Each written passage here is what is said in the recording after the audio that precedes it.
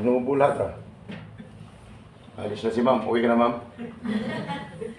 Ah, kala ko suspect eh. Kasi duda ako agad pag may lumabas. Okay. So, bagong lahat, bago ko magsimula, mas maganda magpakilala muna, no? Para kampante ka. Yung nakatayo sa harapan, sigurado, no, hindi masamang tao, no? Hindi masamang elemento ang hinaharap mo. Lagi din masabi, pag mag-abroad ka, dapat manigurado ka. Kung nag-abroad ka, alamin mo kung ano ang pinapasukan mo. Tama? Sabi niyo ba, ha? Bakit namin alamin ang pinapasukan namin? Kasi hindi lahat na nag-abroad, pag nagkaalis, ay nagtagumpay. Hindi lahat nag-apply. Pagdating sa Pidos, hindi lahat ay nakakaalis. Sabi niyo ba? Ganun ba? Sa part ni Mr. Bong, more on encouragement. Pagdating sa part ko, more on discouragement. Kaya magkataka ka lang, bakit? Sa halip na i-encourage kami, puro discouragement, inabot namin dito. Hindi, sinasabi ko lang ang totoo. Kasi ang part ko is about, more on realities. Nangyayari sa labas sa bansa, nangyayari sa Pilipinas, no? Yan ang ikikwento ko sa inyo mamaya. Kaya ang pangalan ko, dapat, pag binanggit ko, may sulat nyo. Kasi minsan, binanggit ko ng pangalan ko, hindi pa rin may isulat. Ni isang litra ng pangalan ko, hindi man lang may isulat-sulat. Bakit kaya? At ano, lahat ba may ballpen? Kung wala kang ballpen, sabihin mo na mamaya dyan sa tatabi mo, kapupin lang mamaya pare. Wala ang ballpen. Okay? Di ba rin? Baka wala na naman ang ballpen mo, basta hawakan mo ang ballpen mo. Okay. Ito ang pangalan ko. No? Hindi na natin, kung may isulat na lahat. Magpahiman na din ako, hindi nyo may isulat, pero basta sinabi ko lang. Okay, ito po ang aking pangalan, pero may Mr. Sam Carlos sa Tagawag Salita ng MIPA OFW Manila yesterday. Nandito po kami, wala ng Mr. Sam Martin, nandito kami dahil sa napakalang mga services para sa inyo. Ang iba nagtatanong, Mr. Sam, ano naman ang mga services niyan? Ang lagi kong sagot, ganito, mamaya, inyong malalaman ang buong detalye sa aking pagbabalik. Nakupya hindi. Pasensya na kayo. Hindi nyo na ako okay.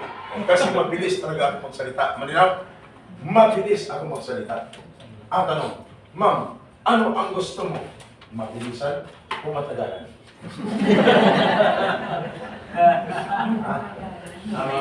Matagalan. Tama naman ang sabi ni ma'am. Kasi pag matagalan, talagang feel mo.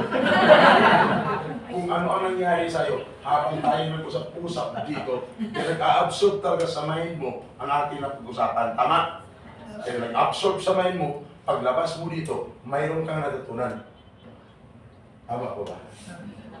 Kasi ayaw ko nang wala kang natutunan paglabas dito. Hindi ayaw ko nang nakaupo ka dyan, tango lang tango, ang lahat sa lahat ng mga speaker dito, habang nagbabasa dyan si Mr. Bong. Yes, sir. Yes, sir. Pero sa isipan mo, ito lagi, anong oras kaya tayo pagkawalan nito? Kasi nagmamadaling umuwi, malayo pa ang pinagalingan. Mukhang umaambol pa naman kanina, bakit mamaya ulan na talaga. Tama? At gutom pa naman tayo, di ba? Gutom pa kayo? Kumain na kayo, hindi pa? Hindi pa? Kumain na. Hindi kayo pinakain. Mulang alas 10 hanggang ngayon, wala pang lunch. Dapat ang mga OFWs minamahal yan. Alagaan. Tama? Kasi bakit? Kayo yung mga bayani na dapat mahalin ng lubusan. Ma'am, gusto mo bang mahalin ang lubusan? Alagaan! Bakit? Kayo, pagdating sa labas ng bansa, lahat ng pagsubok at pagkamon doon, umpisa na ninyo kakaharapin. Tama? May mga ex-abroad ba dito? Sino mga ex-abroad? Taas yung mga kamay.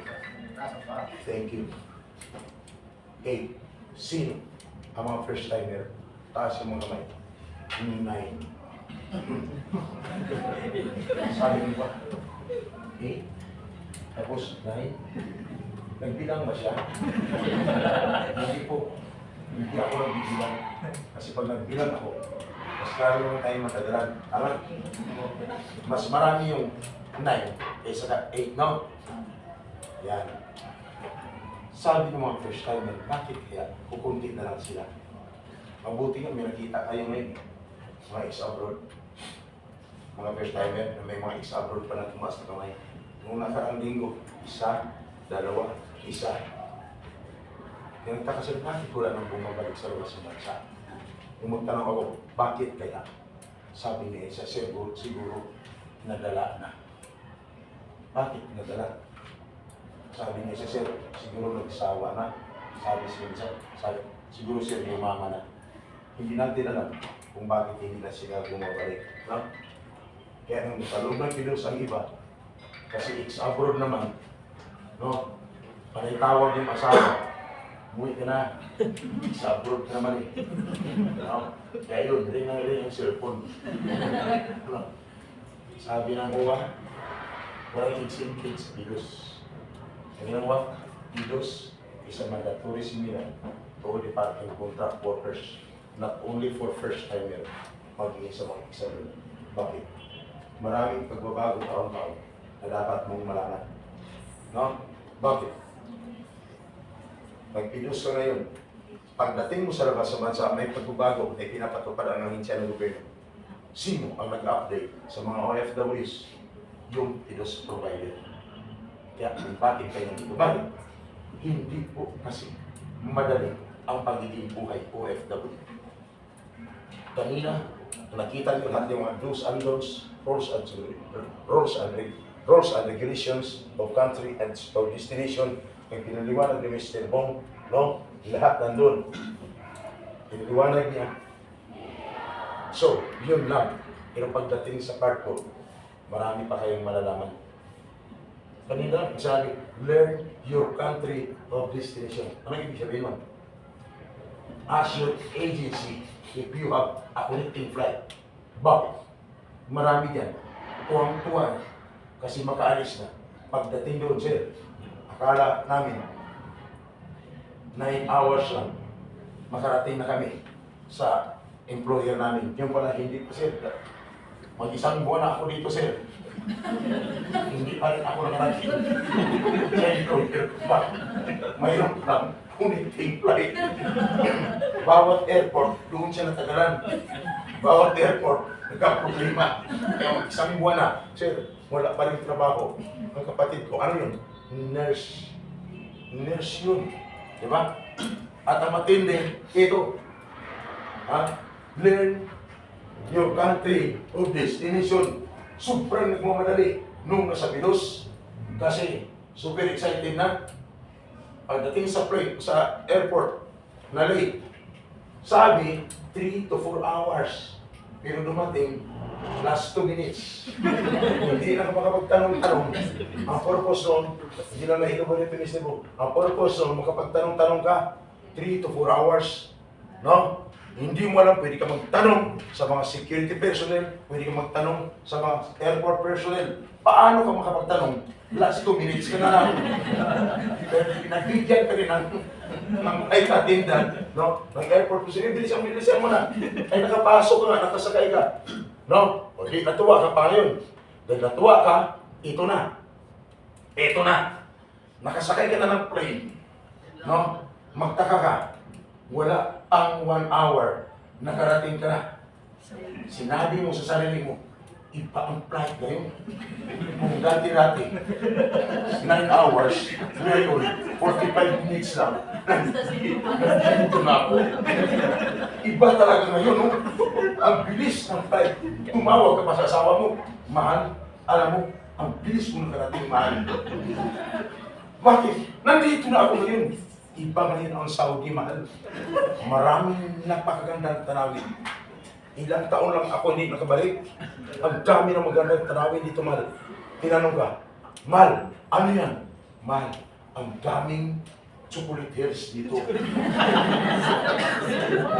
Hindi wala. Ang pinagsakan mo, buhod. Kasi, ulang sauras. Tama? Kaya nito, may natutunan? Yan ang pagiging ano.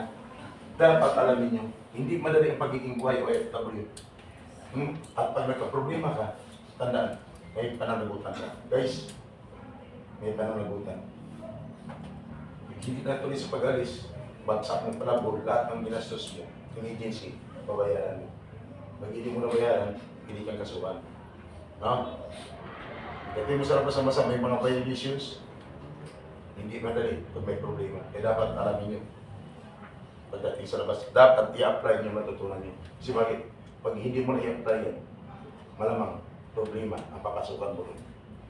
Hindi madali ang pagiging buhay o FW. Iba ang batas ng Pilipinas. Guys, iba ang batas doon. No? May na. Kaya minsan, sinisiko na siya mga first timer. Sinisiko na tabi nila.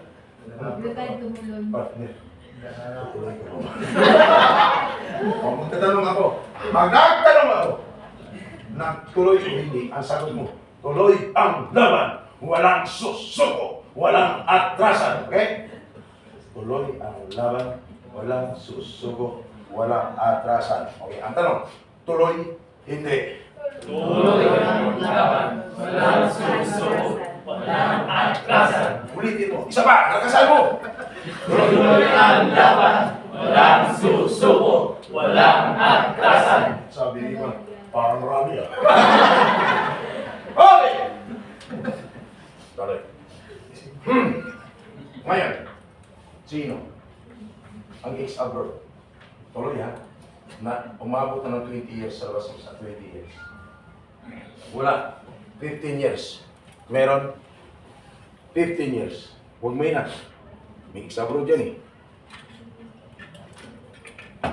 Inom mo tayo ng anting-anting. 10 years. Meron? 12 years.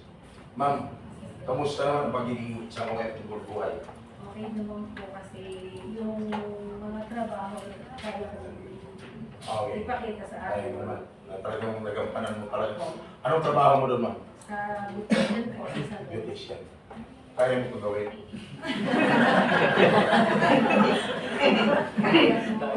Kaya. Kaya. Kaya. Sige mamaya. Okay, ma'am.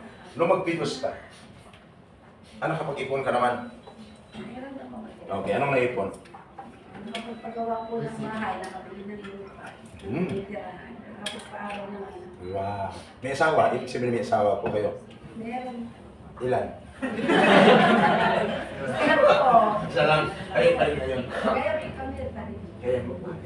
Guys, yan ang hanapin nyo. Tsaka ng asawa niya. Matyagang asawa, no? Matyagang anong asawa? Anong trabaho ng asawa mo, ma'am? Sa bahay lang din po. Ah, talaga? Ganon? Tapos mag-alala. Hindi. Dapat ang lalaki. Matyaga. Listen. Okay, thank you, ma'am. Nag-videos ka nung umalis ka nun? Opo. Okay, ikaw, sir. May asawa? Dati. Dati. Ma'am, ingat ka dito. Dati. Hindi mo na. Engineer. So, at least nakapag-ipon din, sir. Ano naman. Mabuti. Mga nakatapos ang mga anak. Wow. Ikaw nag-ano sa anak mo, sir? Ikaw nagpa-aral. Ito rin. Ba't wala na siya? Ano? Malungkot man ang buhay. Sideline. Ganon ang buhay tayo. Maraming salamat. Talagang tapat ka sa pamilya mo. Grabe. Okay, ganito na lang. Pero nung umalis ka, nagpidos kayo, sir. No? Saan ka nagpidos, sir? Hindi mo na matanda. Ikaw, ma'am, hindi mo rin matanda. Ito na ng tanda po. Okay, nung mag-pidos kayo, nakita niyo ba ako doon? Hindi po. Hindi. Ikaw, sir, hindi din. Hindi, tama. Kasi wala naman talaga. Wala naman talaga ako doon. Kasi hindi lang ako nakita. Sir, nandito ako ngayon. Tama? Okay! Ngayon, tuloy-tuloy na. Tuloy-tuloy na. Oh, may inantok pula. Pagdating sa part, walang inantok. Lahat tulog gising. No? Lahat ng lutong busog. Busog na ano? Hangin. Okay, magtatanong ulit. Sinong Africa? Malaysia. Africa. Africa, sir. Thank you, sir. Doon ka rin natin galing. Pinawala ko sa 2006. Doon yung Pabalik-balik na lang. Ito po yung may-ari ng company doon. Magaling sila. Malaysia. Japan. Saudi. Okay. May teacher. Driver. Janitor. Engineer. Thank you, sir. Halatado naman sa mukha ko, sir. Ang engineer kasi nakaupo lang. Seryoso yan. Engineer. Nurse. Thank you, ma'am. Okay, o ano pa, dami. Kasi nung tanong ako nung nakaraan, tinang-tanong ko kung ano mga position, hindi man lang sumasagot. Walang tumataas ang kamay. Lahat ng position na banggit ko na, walang tumataas ang kamay. Kaya ang tanong ko, sabi ko sa inyo, ano kayo? No? Sabi ni Isan. Ano lang. Okay. Sir, mapagtanong ka na. Opo, mapagtanong talaga. Ngayon, sana lahat kayo ay magtagumpay pagdating sa labas ng bansa. Magtatanong lang ako sa inyo. Tapos, pero tanungin ko muna, kamusta ang excitement kay Mr. Bong 100% naman, no? 100%, okay. Pagdating sa part ko, sana hindi mabawasan na. Kasi mayroong mga bagay-bagay na pag malaman mo, parang madi-discourage ka, parang ayaw mo nang tumuloy. Kaya pag nangyari sa iyo yan, magbawas na ako ng 20% bawat 20% doon sa excitement mo. Bawat pangyayari, kung may nangyari sa iyo. Magtatanong, sino ang nakapag-sign na ng kontrata? Taas yung mga. Wala pa. Okay, dalawa pa lang. Sino ang hindi pa nakapag-sign ng kontrata? Taas yung mga. Halos lahat hindi pa nakapag-sign ng kontrata. No? Mayroong hindi tumaas na mga kamay. Magtatanong lang, ano kayo? Nasabi ng iba, pakialam ko sa iyo. Ano lang simple yun, di ba? Pag hindi tumaas ng kamay, tinatanong. Okay. Ngayon, may nakapag-sign ng kontrata, mayroong hindi. Dahil alam ko na, nais ko lang linawin sa inyo. Na ayon sa batas, dapat na isang OFW bago magpilos, dapat siya ay nakapag-sign na ng kontrata. Dapat ikaw ay nakapag-sign na ng kontrata. Sabi ng iba. Ha? Bakit kami wala ba? Pero minsan, ang iba, hindi man lang nagpapaalam, bigla nang lumalabas. Sa paglabas, tatawag na pala doon, Ma'am, bakit hindi nyo pa kami pinag-sign ng kontrata? Nasa batas pala po. Galit na galit na. Kaya kung nangyari sa'yo, may ibig sabihin, bawasan ng 20% ang excitement mo. Ang natira is 80% na lang. At dapat, bakit kailangan ka mag-sign ng kontrata? Yan ang sa batas. At dapat, after mag-sign ng kontrata, sisiguraduhin dapat makaalis ka na. Kasi sa batas, mula nag-apply ka at nabisahan, 60 to 90 days prior, dapat na-deploy ka na. Anong ibig sabihin ng 60 to 90 days prior, 2 buwan hanggang 3 buwan, dapat wala ka na sa Pilipinas. Sabi ng iba dyan, bakit kami 3 months na nandito pa rin? May ibig sabihin, another 20% ang nabawa sa iyo, ang natira is 60%. Okay? Kamusta? Anong naramdaman?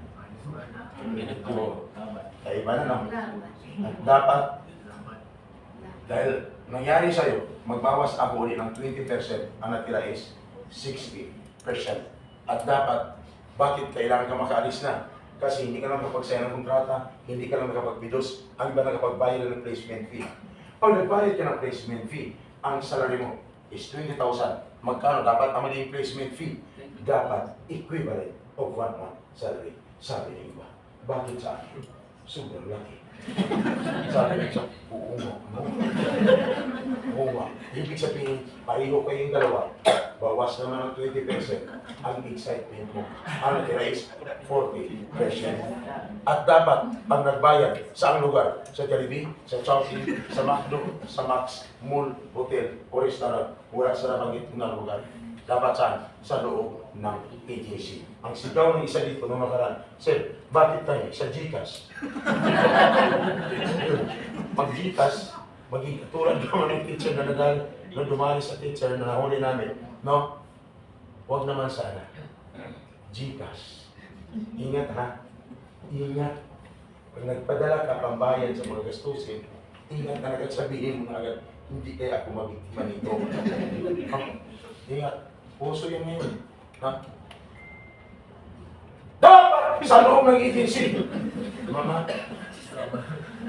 pag nangyari sa'yo, may bayad ka kung saan-saan, dapat additional ang mabawas sa'yo, 20%. Ang natira is 20% na lang. At dapat, pag nagbayad, anong mayroon? Dapat mayroon ka o kulang resibo. Sabi niyo, sabi ko naman, bakit ako walang resibo? Ang ibig sabihin, patay ka, bata ka. Sabi ni iba dyan, utang pa magtira ko. Ako sa iba dyan, nag-text na agad yan, ma'am. Bakit wala kami resibo? Text na agad, no? Kaya ingat. Ingat. Pag nangyari sa'yo, another 20% ang mababawas. Wala nang nakita sa isa ito. Mr. Shan, bakit alam mo yan? Yan ang trabaho ko. Alamin. No? Mga problema na dapat malaman din ng mga OFWs. Bakit? Ayaw ko na magka-problema ka. Bakit? Yung problema yan, na yan, that is a violation of the Public Act 1842 of Anti-Illegal Recruitment or 10022 as amended of Anti-Human Trafficking violation. Lifetime imprisonment. Mr. Shan, alam mo lahat. Yes, alam ko. Eh dati, pag may problema, pag may nahuli kami, laging nakalive yan sa radio. Pag sinabi, pag narinig mo, mula sa Luzon na Makati, ito si Baba Taruan, Purwan, alam ko na siyempre na may tulong na kas 50,000 watts. DWIC! Ako po yan. Sa isang radio, pag sinabi, mula sa Luzon, Manila, ito ang RH News, sabi ka sa ang naglilingkod sa pagbabalita. Ako rin po yun. Ma'am, maganda ang boses ko. Maganda ba? Sa'yo, maganda ba? Okay. Maraming salamat. Kasi ang sagot na isa dito kahapon, ay hindi. Bakit? Sabi kasi pangit mo eh. Pero, ito kapag tanggol ako, kung sino ang pinakamaganda, biglang nag-react. Eh bakit? Wala naman sa mukha eh. Nung tinanong ko, ma'am, saan yan? Ang sagot sa akin, ma'am, sir, sa performance yan. Wala sa mukha, sa performance. Eh dapat ingat tayo. Lumayo ako, sa isang dyaryo, ako si Kagapay natin. Sa isang dyaryo, ako si Latigo ng bayan. Eh dapat ingat. Ha? Ingat ha? Ingat. Lumayo ako dyan! Sa dyaryo, sa radyo. Ipinagpatuloy ko ang aking YouTube channel, ang Kagapay ACTV. Pinagpatuloy ko, Kagapay ACTV. Lahat ba kayo may cellphone? Kung nakikita kayo, buksan nyo. Hindi puro picture-picture lang. Kasi pag tinanong kita, yung picture nyo lahat dyan, sigurado ba kayo pag tinawagan yung isasagot sa inyo? Ang sagot na isa dito, wala! Pero dyan, picture, i-search nyo, Kagapay, kung nakikita kayo, sa YouTube. Sa YouTube ba? YouTube ba? Oh, Kagapay, tapos space, ACTV. Kagapay, space, ACTV.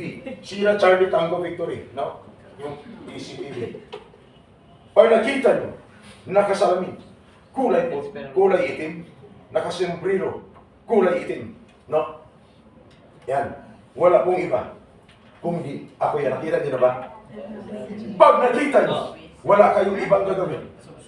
I-subscribe nyo. Yung iba naman, naka-face mask eh. Naka-face mask. Sa atin, mga face mask. Sir, kuha ko ulit sir. Siyempre. Mas lalo sa personal. Siyempre. Wala sa itsura yan. Sabi po naman siya, Pai. Bisag gamay, pero dako. Bisag gamay, tao, pero malaki. No? Yan. Nakita niyo na? Okay. Sa mga hindi pala pag-subscribe, kasi bakit mali yung type mo, kopyahin mo. Ano ginawa yan? Ba't lumabas yan? No, gano'n lang. Okay. Yan po. So makikita nyo dyan, yung mga inaksyonan ko sa labas ng bansa, i-review nyo lang unang mga uploads ko kasi yung busy ko sa pag-lecture. I-review nyo lang dyan, no? Nandyan, no? Pwede kang mag-comments, no? Dyan, ipasa nyo lang sa aking YouTube channel sa Kagapay ACTV, no? Pwede. Okay, ngayon, makikita nyo kung gaano ko totoong sinasabi ko. Kaya dapat, oras na may problema, pagdating sa labas naman sa, hindi lang sa Pilipinas, nangyari sa'yo, i-inform ng agency. Ang agency, i-inform agad. Marami ang magamit ang pangalan ng agency para akitin lang ang mga OFWs. Tama? Para makakuha ng malaking halaga sa mga OFWs. Ingat. I-inform ang inyong agency, i-report sa inyong agency na pinag-apply ngayon. Para hindi sila madamay. Bakit? Maring madamay ang agency, pag hindi nila alam, nakulong na pala yung suspect, tapos siya, ginagamit din ang pangalan niya doon, sabihin mo naman, may nagbanggit ang pangalan mo doon, ingat po kayo. Kawawa naman yung may-ari ng agency. Tama? Pag nagsara. No? Cancellation of license to operate. Din sa labas ng bansa, pag may mga pagbabago, i-inform din po yung agency. Hindi kahit sino-sino. Kasi iba, kung may problema lang kung saan nakarating o problema, nakarating na sa barangay, kung saan-saan. Iba, hindi na nakarating sa barangay, kung saan-saan. Nakarating na kung saan-saan. Nahirapan kayo pumunta sa inyong agency. May number akong ibibigay sa inyo. Yung number na 0948-093-9970 at 0963-513-5480. Pag tumawag kayo yan, mayroon kayo makakausap. Nakopyan nyo. Mayroon kayo makakausap yan. Pag hindi nyo na kung pag-iisip, sino ang makakausap nyo dyan? Ma'am, walang iba, kundi ako. Ma'am, pag tinix mo ako, pag sinabi mo sa akin, hi Mr. Sam, ang sagot ko